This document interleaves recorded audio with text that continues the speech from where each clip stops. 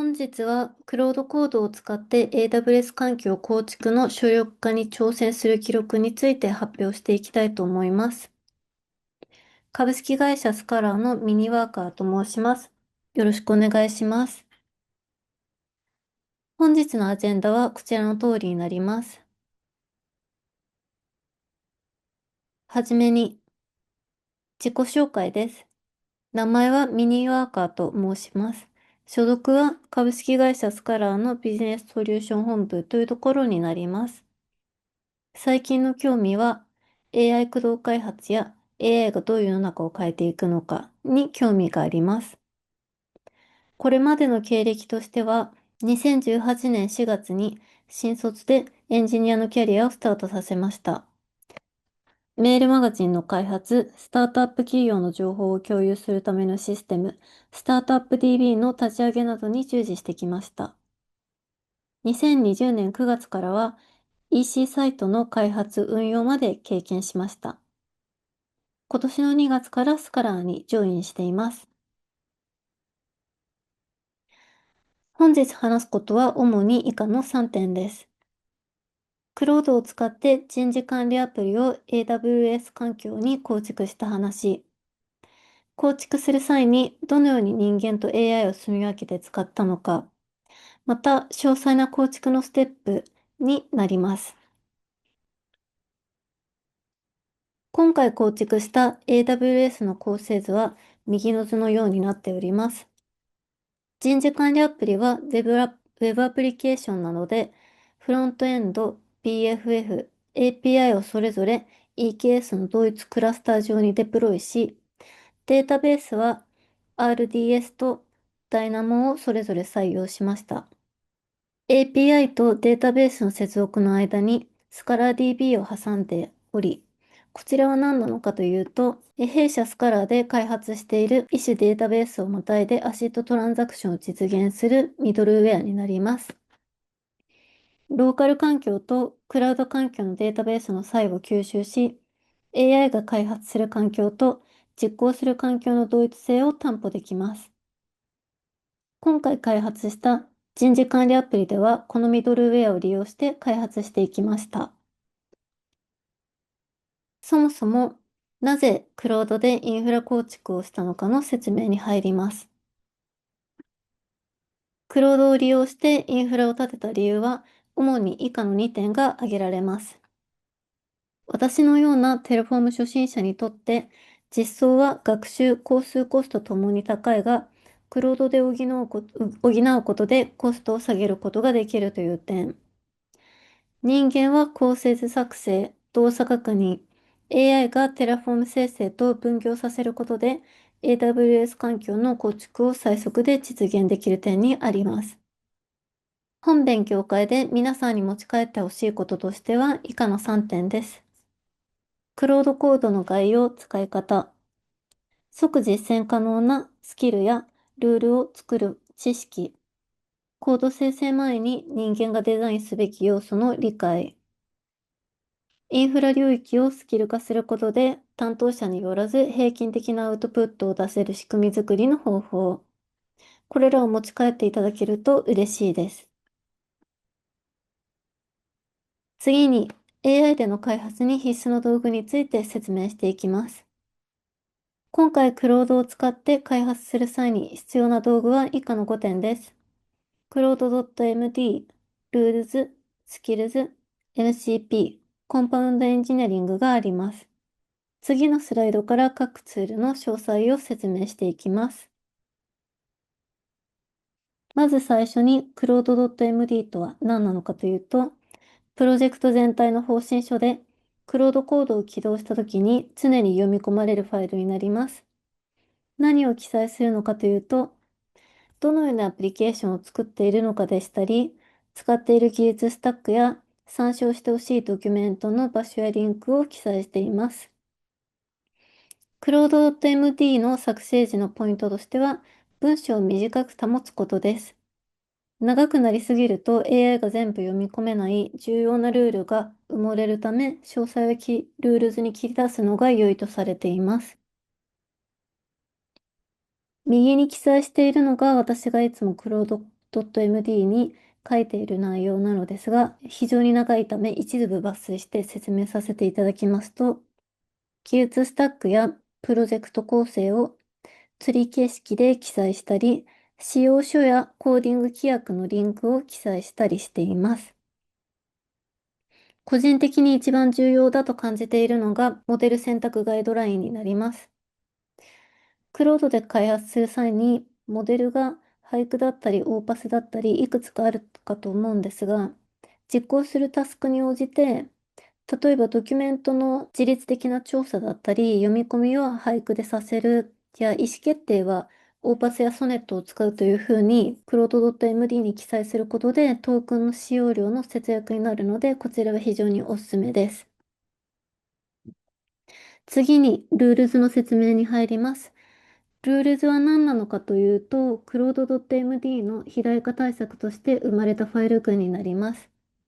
このパターンは使わない、このライブラリはこう使うといった詳細なルールをルールズに切り出すことで、クロード .md をスリムに保てます。こちらのパス図という形式でファイルパスを指定することで、Java のファイルを触るときだけルールズを適用させるといった制御が可能になります。私が実際にルールズに記載している内容になります。右側にまた記載させていただいたのですが、非常に小さくて読みにくいので、一部抜粋して説明させていただくと、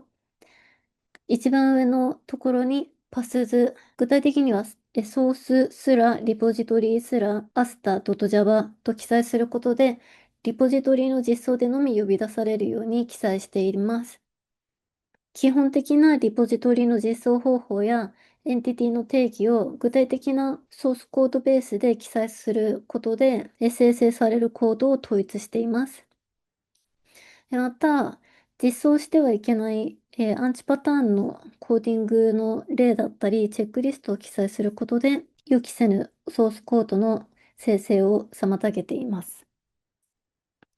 次にスキルズの説明に入ります。スキルズは何なのかというと、AI に専門知識を教える仕組みのことです。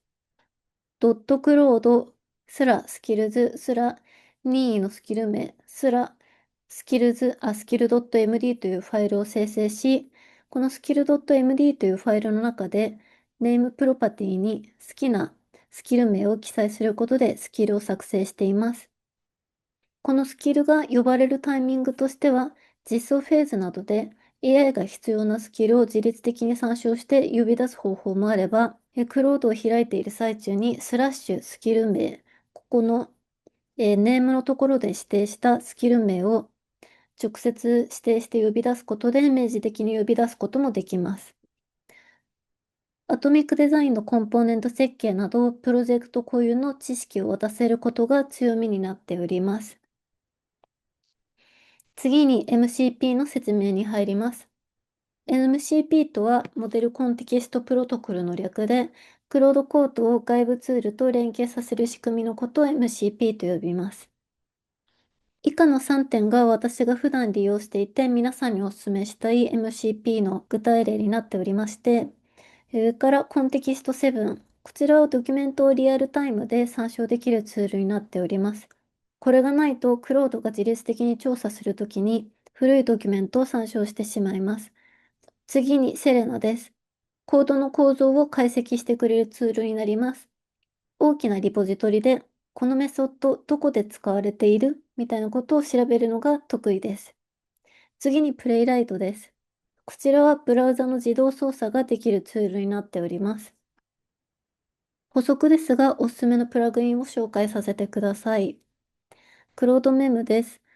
こちらは何なのかというと、毎回会話のセッションを閉じるごとに、会話の記憶がリセットされることを防止するためのツールです。クロードメモを入れておくことで、セッションを開くごとに過去の会話の作業内容を引き継いでくれて、コンテキストの永続化が可能になります。クロードメモの詳細や使い方に関しては前のブログを書いたので、皆さんぜひ読んでみてください。最後にコンパウンドエンジニアリングです。こちらは何なのかというと、エブリー社が提供している AI コーディングの開発支援プラグインになります。公式が出しているワークフローはこちらの通りで、ブレインストームから始まり、プラン、ワーク、レビュー、コンパウンドといった順番に作業を進めていきます。実際にどのようにクロードを使用している際に呼び出すのかというと、スラッシュ CE コロンというプレフィックスをつけて、CE コロンのプレフィックスの後にブレインストームやプラン、ワークなど、自分の実行したいタスクに応じてコマンドを打つことでコンパウンドエンジニアリングを実行できます。次に、構築順序を守って設計する方法について説明していきます。何をどの順序で立てるのかですが、特に私のように一からインフラ構築をしたことがない人間にとっては、手戻りを防ぐという意味で土台から作業をすることをお勧めしています。こちら、6つのステップを記載しているのですが、記載している内容が手順のすべてではないので、あらかじめご了承ください。一番上から VPC、サブネット、ALB の構築、次に EKS クラスターの作成、次に EKS ネームスペースの作成などなど作業を進めていき、最後にアプリケーションをポッドにデプロイして終わりになります。ただし、突然実装に入ると作業を見失い、順に構築することができなくなるので、上記の順序を守って作成するためにも、プラン .md とスキルズを作成する必要があります。こちらのプラン .md については後ほど詳細に説明いたします。前のスライドで記載した手順ごとに、まずはスキルズを作成します。例えば、VPC やサブネット、DB、ALB の構築でしたら、インフラ AWS ファンデーションというスキルを具体的に作成し、EKS のクラスターの作成だったら、インフラ EKS などのようなスキルを段階別にスキルズを作成していきます。で、次にプラン .md の説明に入ります。こちらは何なのかというと、クロードコードの機能ではなく、私が作った MD ファイルになります。スキルごとにどの順番で実行するのかを記載している計画書になります。cloud.md に plan.md を参照せよと記載することで、セッションごとに毎回自動で読み込んでくれます。そもそもなぜこのファイルを作ろうと思ったのか経緯を説明すると、クロードが新しいセッションを開くたびに、plan.md を読み込むことで、前回どこのフェーズまで終わっていて、次にどこから開始するべきなのかを分かる状態を作りたくって、このファイルを作成しました。次に、スキルを使用して構築する際の留意点の説明になります。スキルを使って進める際の基本サイクルと AI と人間の住み分けをこちらでは説明します。こちらに5つのステップを書いたんですが、こちらに記載している手順が全てではないのですが、おおよそこのような流れで各フェーズごとに実行することが多いので、こちらを記載しています。一番最初に人間の方でコマンドをスキル名を指名してコマンドを呼び出します。コマンドを呼び出した後に TF のファイルを生成し、クロードコードからクラウドシェルまたはコンソール上で実行するべきタスクを明示的に指示してくれるため、指示に沿って実行していきます。TF ファイルを生成し、コンソール上での作業が終了したら、実際に動作確認に入っていきます。こちらの動作確認は人間が自分の目でコンソールで確認、またはカールコマンドで確認をしてください。テラフォームのファイルを生成している場合は、一番最後にコンパウンドエンジニアリングのレビューコマンドを実行して、ファイルのレビューを行うように進めてください。次に実際の構築ステップと人間と AI の作業の積み分けについて説明していきます。構築ステップの概要になります。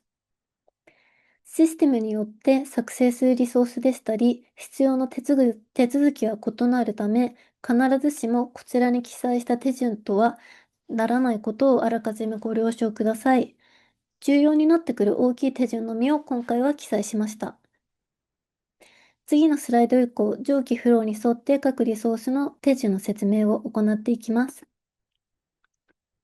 まず一番最初に AWS の基盤構築を行いました。この作業のゴールとしては、アプリケーションが動くための AWS の土台作りになります。人間はクラウドシェルで Terraform アプライをし、AWS のコンソール上で目視確認を行います。AI は Terraform のコードを一括生成します。ステップ2、次に EKS の基盤構築を行います。コンテナを動かすための Kubernetes クラスター、ミドルウェア環境の整備をすることがゴールです。人間はクラウドシェルでコマンドの実行と kubectl アプライと Helm インストールを行います。AI は YAML ファイルや AlgoCD の設定、Helm バリューの生成を行います。次に認証構築を行います。ユーザー認証の仕組みを作るのがこのステップのゴールになっていて、人間はクラウドシェルで Helm インストール、Terraform アプライコマンドの実行、キークロークの管理画面でユーザーの作成を行います。AI はキークロークの Helm バリューや Terraform のコードを生成します。ステップ4としては、データベースの構築を行います。このステップでは、データの読み書きができる状態を構築することがゴールになっています。人間はクラウドシェルでスカラー DB スキーマローダーを実行します。このスキーマローダーは何なのかというと、先ほども説明した通り、今回実装した人事管理アプリでは、スカラー DB というミドルウェアを使っているのですが、このミドルウェアを使うためにメタデータを作ったり、クリエイトテーブルを行ってくれるのがこのスキーマローダーになります。で、実際にクリエイトテーブルをした後に AWS のコンソール上でテーブルが作られたのかを目視確認します。次に AI で ScalaDB のプロパティファイルを生成します。最後にアプリケーションのデプロイです。このステップではアプリを EKS 上にデプロイし、ブラウザからアクセスする状態にするのがゴールです。人間はクラウドシェルで kubectl アプライを実行し、GitLab の自分の実行後、アプリケーションが反映されていることを確認します。AI の方では YAML ファイルや GitLab の CI YAML の生成を行います。次に、これまでの経験をもとに AI でのインフラ構築で得た学びを次に発表します。結論から言うと、人間と AI の役割分担をすることが最も重要です。人間がやるべきことは AWS サービスの選定、構築手順の設計、インフラ構成図の作成、そして最終的なデプロイ、削除の意思決定です。AI がやることは Terraform や YAML、ヘルンバリューの生成、実装の自動化です。改善点としては、主に下記の2点になっていて、1つ目はクラウドシェルの作業ログを残せなかったことです。クラウドシェルはセッションが消えると会話の履歴がすべて消えてしまうため、悪戦悪闘した記録が残りませんでした。次回以降は作業ログをその都度別のファイルに書き写すなどの運用に変更したいなと思っています。2つ目は、ファーゲートを採用したことで、1日に$60という高額な請求が来るようになってしまったことです。こちらはデブ環境なので、スポットインスタンスに置き換えてインフラコストの削減を行おうと考えています。本日のまとめです。構成図を書くのは人間の仕事、テラフォームを生成するのは AI の仕事、コンソール上での目視確認と最終判断は人間が必ず握る。AI 時代の今、当たり前や常識は日々変わっていきます。それも楽しみながら学んで新しい手法を試してみるのが重要です。最後に宣伝になります。スカラーのメンバーで全ブログを更新中です。3月は毎日投稿頑張りました。今月の23日18時からオフラインのイベントを行います。ぜひお越しください。今回の勉強会の内容は YouTube に載せています。見逃した方いたらぜひご覧ください。以上で本日の発表を終わりにします。皆様ご清聴ありがとうございました。